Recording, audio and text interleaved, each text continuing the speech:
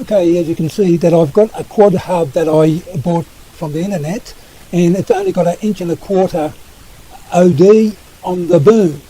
So a length of it, it sag after say 30 feet, but it also causes twist being such a small diameter.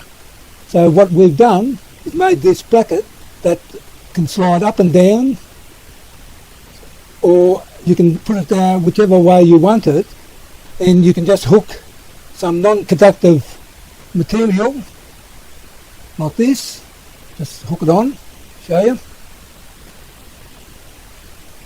Okay, now you can bring it right to the centre and it will stabilise the ends, as you can see.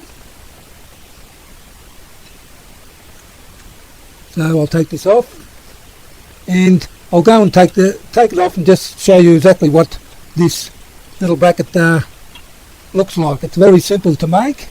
It'll work on larger diameter booms, I'd imagine, doing it this way.